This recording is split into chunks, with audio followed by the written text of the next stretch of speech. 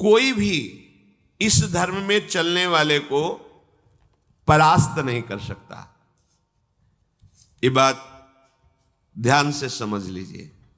जैसे कोई बहुत बड़ा तांत्रिक है और वो भूतों को वश में करने वाला है और तुम्हारे ऊपर भूत लगा दे, तंत्र के द्वारा मारण मूठ या कोई शाप या किसी तरह का अमंगल, ध्यान दीजिए, ये इस धर्म की बड़ी महिमा है।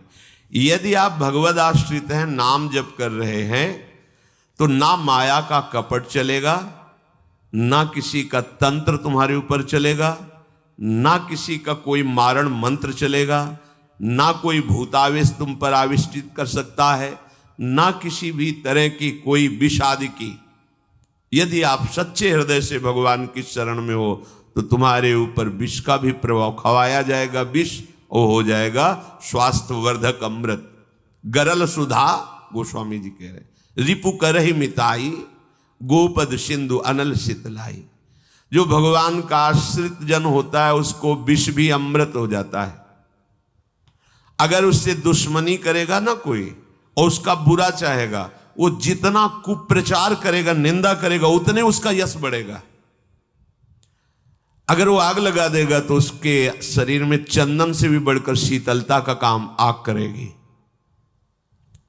जो भगवद आश्रित है, श्री हरिराम व्यास जी ने भी प्यारी जू के चरणों के आश्रित जनों को पुष्ट करने के लिए बताया कि राधा प्यारी के चरणारविंद शीतल सुखदाई, कोटि चंद मंद करत नख बिद जुन्हाई।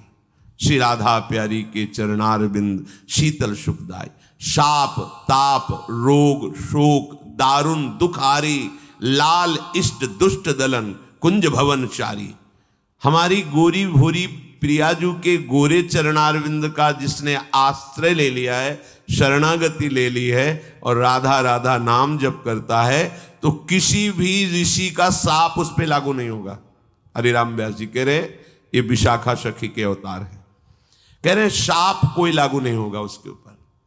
ताप दैहिक दैविक भौतिक ताप उसका स्पर्श नहीं कर सकता। कोई भी पाप उसे अपने अधीन नहीं कर सकता।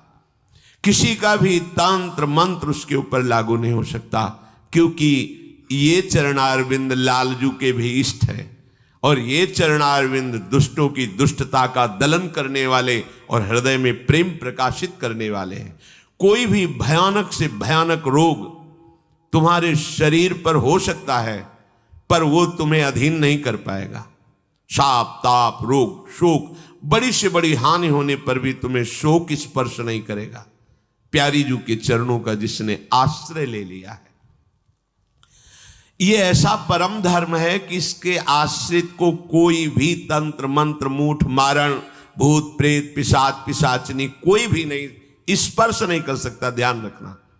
हाँ, अपना कल्याण कराने के लिए सामने आ सकता है, क्योंकि नाम जापक ही सबके कल्याण का सामर्थ्य भाव रख सकता।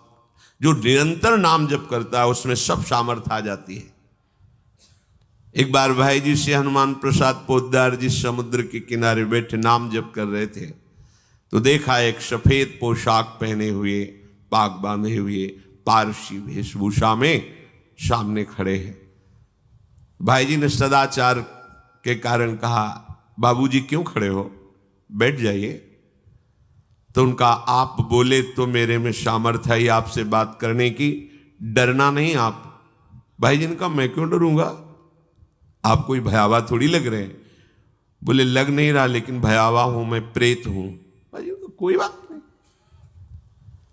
जो भगवत भजन में ये सब कई जगह ऐसा घटना में गंगा किनारे जैसे श्मशान है, ऐसा नहीं कि प्रेत योनि नहीं होती, होती है, पर वो प्रभाव नहीं दिखा सकती। ऐसे प्रत्यक्ष देखा है। भाई जी ने कहा कि तो आप हमारे पास क्यों आए हो? बोले अपना उद्धार कराने के लिए।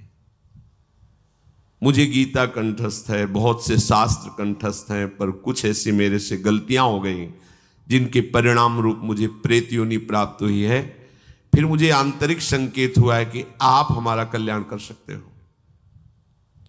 भाई जी ने कहा तो बड़े आश्चर्य की बात है कि आपको गीता कंठस्थ है और फिर आप प्रेत योनि में गीता के एक श्लोक बोल दे तो प्रेत तो मुक्त हो जाता है। बोले मुझे से कुछ ऐसे भयानक अपराध हो गए, जैसे गुरुद्रोह है, वैष्णव अपराध, ये बड़े भयानक अपराध होते हैं। जब किसी का पतन होना होता है तो माया यही खेल खिलवाती है, क्योंकि और सब पाप हैं वो दरस परस अगनाश, गुरुजनों के संतों के दर्शनों से ही नष्ट हो जाते हैं। लेकिन संत द्रोह, नाम जापक, वैष्णव द्रोह, गुरु अवज्ञा, गुरुद्रोह, ये भयानक अपराध होते हैं, इनसे दुर्गति हो जाती है। तो अपना कल्याण करने के लिए कोई ऐसा भले नहीं तो किसी भी भक्त के सामने, भगवद आश्रित नाम जापक के सामने किसी का चेटक नहीं चलता है। मथुरा दास जी की भक्ति का प्रभाव, हजारों लोग अनुयायी, हजारों लोग शिष्य बन गए। तो अब वो तांत्रिक था, तंत्र मंत्र का उसे बहुत ज्ञान था। श्री मथुरा दास जी जिस नगर में रहते थे वहां वो जाकर अपना नाटक शुरू किया। उसने सब जगह प्रचार प्रसार किया, मैं गंडकी नदी में 12 वर्ष तक खड़े होकर के तपस्या करके आया हूं, केवल दूध का आहार करता था, उसके प्रभाव से शालिग्राम भगवान हमारे बस में हो गए। और आप सबको मैं दिखा सकता हूं कि शालिग्राम मेरे वश में है, देख लीजिए। सिंहासन लाता, बाहर रखता, हजारों की भीड़, ऐसे ऐसे करता तो वो ऐसे शालिग्राम उठते और नाचते हुए ऐसे ऐसे ऐसे फिर रख जाते, फिर ऐसे ऐसे ऐसे ऐसे। अब तो सबको आश्चर्य हो रहा, जैसे चुटकी बजा रहा वैसे शालिग्राम की बटिया ऐसे ऐसे ऐसे। लोग भीड़ कटने लगी, क्योंकि अब जैसे राधा राधा कहो, कोई जंतुर नहीं है, कोई भस्म नहीं है, कोई वादा नहीं है, तो फिर कम वहां तो दिखाई दे रहा ना ऐसे, देखो ये सब तो लगता है ना कि हाँ। अब हमसे पूछो कि हमारे मन में क्या चल रहा है, हमें नहीं पता है। हमें ये देखना है कि हमारे प्रियाजू के मन में क्या चल रहा है। मन मन की रुचि जानिने, मुझे अपनी लाडली की मन की जान के उनकी परिचर्या में रहना है कि तुम्हारे मन की जान के तुम्हारी परिचर्या में रहना है। हाँ, तुम यदि मन से ऊपर उठना चाहते तो हमारी बात मान लो, मन को अधीन करके, और मन के अधीश्वर भगवान में तुम्हारा प्रेम हो जाए, तुम्हारा जीवन कृतार्थ हो जाए। अब वहां नाम नंद नंदन का भजन पद्धति, तो जो कमजोर लोग थे उन्होंने कहा कि आज तक कोई चमत्कार तो दिखाया नहीं मथुरा दास जी ने। देखो ये हैं संत, 12 वर्ष से दूध पी के गंडकी नदी, 12 मिनट भी नहीं खड़ा होगा कभी। अब भेंट जो जितनी चढ़ाएगा उतने उसके दुख नष्ट होंगे। अरे भैया वहां तो रुपया सब समेटता, फिर दूसरे मोहल्ले में, पूरे गांव में अब तो जय जयकार, शालिग्राम भगवान को नचा। कोई सेवा की सामग्री लेने गए थे मथुरा दास जी की श्रीअंग सेवा में जो रहते थे संत जन, उन्होंने देखा, वो आए, बोले महाराज एक बड़ा चमत्कारी महात्मा आया, वो कह रहा 12 वर्ष से हम दूध पीकर गंडकी नदी में वो वैसे ऐसे करता है। तो बोले भैया भक्त तो हो ही नहीं सकता, भक्त भला भगवान को अपना प्रदर्शन क्यों बनाएगा और उसके बदले में भेंट लेकर के, ये तो नाटक है भैया। वो देखे भी नहीं थे, बोले ये तो नाटक है, कोई संत ऐसा नहीं कर सकता, कोई भक्त ऐसा, कोई संप्रदायाचार्य से दीक्षित वैष्णव मार्ग में चलने वाला, ये तो अपराध है। तो उनका महाराज जी तो हजारों लोग वहां प्रभावित हो, अच्छा है भगवान उस रूप में। बोले नहीं महाराज, फिर सत्य मार्ग के प्रकाशित करने के लिए आप यहां विराजमान, अगर उसका कपट पाखंड चला तो हजारों लोग धोखे में हो जाएंगे, चलो आप एक बार उसके सामने। तो उनका कि यदि हम उसके सामने गए तो उसका सब ये दुकान बंद हो जाएगा। बोले महाराज जी आप जरूर चलो, क्योंकि आपके चलने से यदि लोगों की श्रद्धा भगवान में वास्तविक लगे तो आप भी तो यही चाहने के लिए यहां गांव में वास कर रहे हो।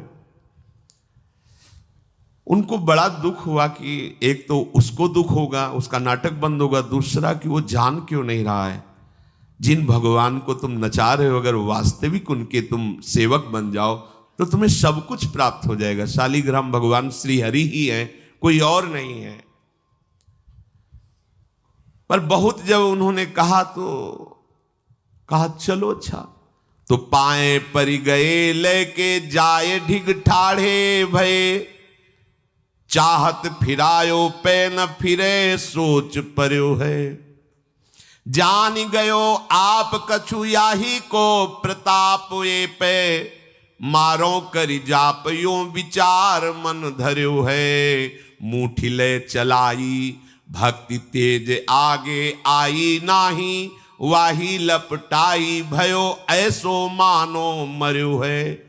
हुए करि दयाल जा जीवायो समझायो, प्रीति पंथ दर्शायो ही भायो शिष्य कर्यो है। सभी शिष्यों ने चरण पकड़ करके मथुरा दास जी को मनाया कि आप वहां चले। तो आप गए सादे वस्त्र, एकदम सहज स्वरूप साधु का। जाके भीड़ भी इनके साथ है कि भाई मथुरा, उनका भी प्रभाव था तो बहुत सी भीड़ साथ गई। जाकर के गांव वालों ने कहा कि भैया वो आप जो स्वामी जी दिखाते थे शालिग्राम भगवान का चमत्कार वो दिखाइए, हमारे गुरुजी आए हुए हैं।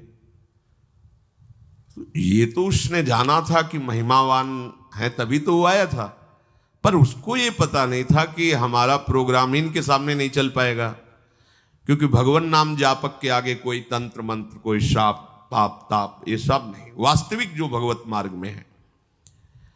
अब उसने निकाला सिंहासन और पूरा सब शालिग्राम जी को, तो केवल चुटकी ही बज रही थी, शालिग्राम भगवान वहीं बैठे थे।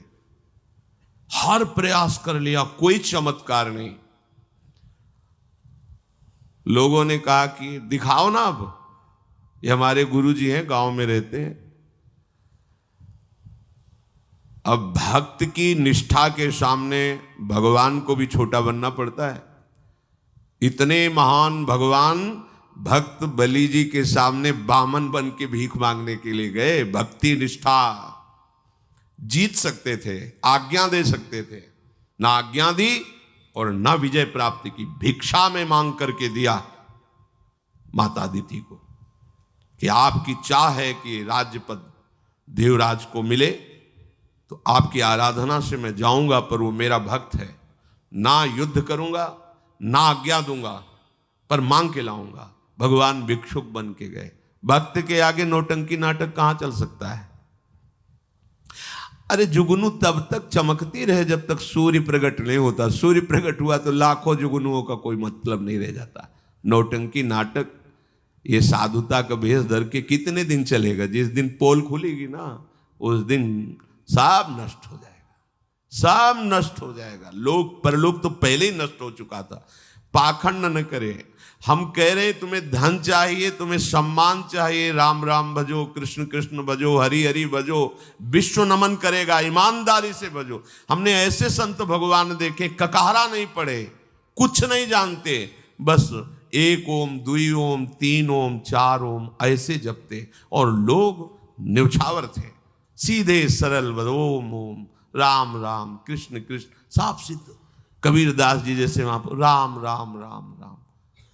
श्री स्वामी सत्संगानंद जी महाराज बक्सर, बस इतने। जब कोई बेटा राम राम राम, ऐसे लगते थे कि मतलब इनको पी जाएं, अपने हृदय में रख ले। इतने दुलारे वयोवृद्ध थे, ऐसा सुंदर रूप, ऐसी कोमलता, ऐसा आकर्षण। राम राम राम राम। अरे प्रभु के नाम में क्या नाटक करने की जरूरत क्या है? पाखंड कर। प्रभु महालक्ष्मी पति हो, तुम्हें लक्ष्मी ही चाहिए तो वो सब दे देंगे। काहे को नाटक करे? काहे को किसी को भ्रम में डाले? तुम भ्रम में हो, दूसरे, अरे भैया तुम राम राम जपो, कृष्ण कृष्ण जपो, तुम्हारा मंगल इसी, बस इसी में मंगल होगा, दूसरा मंगल कर ही नहीं सकता। अब उनके प्रभाव से उनका कुछ नहीं हुआ। अब तो लोग कहने लगे दिखाओ ना, इसका मतलब तुम नाटक कर रहे थे। अब सबके सामने उसका मान नष्ट हुआ, उसका सब तंत्र बेकार हो गया। कुछ लोगों ने कहा पकड़ो और मारो इसको, पीटो, बहुत नाटक करके रुपया कमा लिया, सब छीन लो, धन छीन लो। किसी ने कहा मार पीट के इससे न्यायाधीश के, पुलिस डिपार्टमेंट को दो। ये मथुरा दास जी ने सबसे कहा देखो अगर हमको लाए हो तो हमारी बात मानो, इनको किसी भी तरह का कष्ट मत दो, कोई भी बंधन नहीं। और उनसे कहा भैया आप जिसका नाटक कर रहे हो ना, अगर सत्यता से इसे मान लो तो जिन लोगों ने रुपए चढ़ाए ये बहुत थोड़े हैं, वो तुम्हें निहाल कर देगा। सत्यता से भजन करो, ये काहे को नाटक करते हो।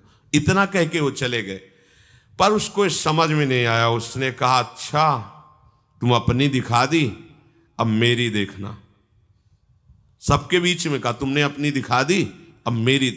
मूर्ख को समझ में नहीं आता। उसने कहा ठीक है तुमने दिखा दिया, अब कल सुबह तक तुम देखना कि मैं तुम्हारा क्या करता हूं, क्योंकि उसे मारण का प्रयोग आता था। अब ये क्रोध उत्पन्न हो जाए तो राक्षस बना देता है, और क्रोध उत्पन्न होता है कामना से, और उसकी कामना सब नष्ट हो गई ना, सब किया कराया सब माटी हो गया, क्योंकि लाखों लोग प्रभावित हो रहे थे। अब वो क्रोध के वशीभूत होकर तामसी जप करने लगा। तामसी जप होता है विनाशकारी। अपवित्र सिद्धियां उसके पास थी। पवित्र सिद्धियां भी होती है जो दूसरों का मंगल करती हैं, अपवित्र सिद्धियां होती हैं जो दूसरों का नाश करती हैं। उसने मारण विद्या का अनुष्ठान किया, जिसे देहाती भाषा में मूठ कहते हैं। आज मैं इस अभिचार से उस महात्मा का सर्वनाश कर दूंगा। भूल भूल भारी भूल। जो साधु की मीच तक है वो उसी मीच से मरता है, ये तो समझ में ही नहीं आया। सरस्वती जी को देवता और ब्रह्मा जी सब प्रार्थना कर रहे हैं कि अयोध्या वासियों की बुद्धि तो बदल दी, वापस गए। भरत जी आ रहे हैं, इनकी बुद्धि बदल दो, नहीं भरत जो कहेंगे वही राम करेंगे। तो दिमाग पलट गया है भरत की बुद्धि। अरे प्रभु का इशारा था इसलिए अयोध्या वासियों की बुद्धि बदल दी। भरत जी के विषय में सोचोगे भी तो नष्ट हो जाओगे। महाप्रेमी भरत के विषय में सोचना ही तुम्हारे लिए अमंगल हो जाएगा। और हम क्या, करोड़ों सरस्वती भी हो तो भरत की भाव भरी भक्ति में बाधा नहीं पहुंचा सकती। अब उसने प्रारंभ किया, बैठ करके आसन में मूठ का एक खप्पर जैसी आकृति प्रकट होती है, और उसमें जाजुल्यमान तेज होता है। और वो जहां जाएगा तो जिसके पास जाना है वहीं शुरू हो जाएगा उसका खून पोकना, नीचे से शौच द्वार से मुंह से खून की उल्टी आना। उसके पहुंचते पहुंचते और जहां पहुंची तो वो नष्ट हो जाएगा, मर जाएगा, और वापस चली जाएगी। वहां जाके प्रमाण देगी कि हम काम कर रही हैं। वहां भक्तों ने देखा कि एक खप्पर में आग जलती हुई राउंड राउंड से गोला होता, तो जाके कहा मथुरा दास जी ये उसकी चलाई हुई मूठ है, तुम कुछ परेशान मत हो, यहां कुटिया की डेहरी में भी प्रवेश नहीं करेगी। अब वो आकर के मारण बस वहां घूम रहा है। मथुरा दास जी निकल के आए, हाथ जोड़ा, क्योंकि सब मंत्र सब सिद्धियां भगवान की, तो ना चाहे पवित्र हो या अपवित्र हो, तो उन्होंने कहा तुम सर्वज्ञ भगवान की ही शक्ति से संपन्न हो, तुम जानती हो कि हमारा कोई अपराध है क्या? अगर अपराध है तो हम बाहर निकल के आते हैं, आप हमें नष्ट कर दो। यदि अपराध नहीं है तो जिसके द्वारा किया गया उसको दंड दो। तुरंत मूठ वापस हुई, कोई मंत्र मंत्र नहीं पड़ा, तुरंत वो मारण वापस हुआ। उधर शुरू हो गया उसका खून, नीचे से ऊपर से, जैसा इनके जैसे काशी नरेश को जब पौंड्रक राजा के साथ भगवान ने उद्धार किया तो उसके लड़के का नाम था सुदक्षिण। वो पंडितों से विला बोला ऐसा मारण प्रयोग कर सकते हो कि द्वारिका को मैं द्वारिकाधीश नष्ट कर दे। मंत्र में ताकत होती, पर उनको ये पता नहीं था जिससे मंत्र प्रकट हुए भला उन पर कैसे प्रभाव चले। उन्होंने कहा हाँ, तो उनका भारी दक्षिणा देंगे। तो काशी में अनुष्ठान शुरू हो गया और प्रकट हुई कृत्या। ऐसा नहीं, मंत्रों में ताकत होती है। पर भगवान शिव ने प्रकट होकर कहा था कि जो ब्राह्मण भक्त नहीं है, जो ऋषि भक्त नहीं, उसी पर मारण का प्रयोग काम करेगा, अन्यथा नहीं। तो भगवान का नाम ही नमो ब्रह्मणे देवाय गो ब्राह्मण हिताय च। अब मारण कृत्यारूप रखकर द्वारिका को जलाने के लिए गई। द्वारिकावासी भागे, भगवान से कहा, भगवान ने सुदर्शन जी को आज्ञा किया करो हिसाब। भगाते हुए कृत्या को ले गई, तो कृत्या ने पहले उन ब्राह्मणों को मारा, तो दक्षिण को मारा। फिर सुदर्शन ने कृत्या को नष्ट किया और पूरी काशी में आग लगा दी। ये भागवत में वर्णन है। भगवत भक्त या प्रभु के ऊपर कोई मारण चलेगा क्या?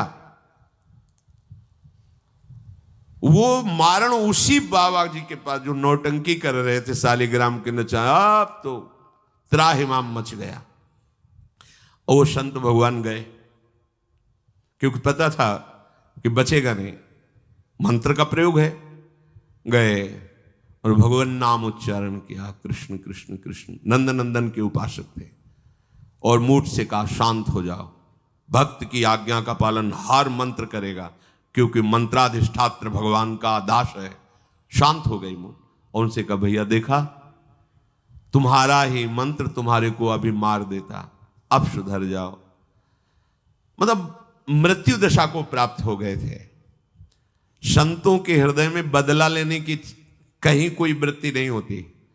संत कभी नाराज होते हैं तो उसमें मूल देख लेना आप विचार करके। आप जब अपना अमंगल करना अपना, तब वो आपसे नाराज होंगे। अगर आप उनका कोई कष्ट, वो नाराज नहीं होंगे, वो सह जाएंगे और आपका मंगल मनाएंगे। जब आप अमंगल अपना कर, तब वो डांटते हैं। अगर आप वो ये देख लें कि आप प्रहार कर रहे हो, तो फिर वो नहीं, फिर तो तुम्हारा मंगल मनाएंगे, आप उनको मारो, कभी डांटेंगे नहीं। बड़ा कोमल चित्त संतों का होता है। संतों के हृदय को केवल संत ही जान सकते हैं।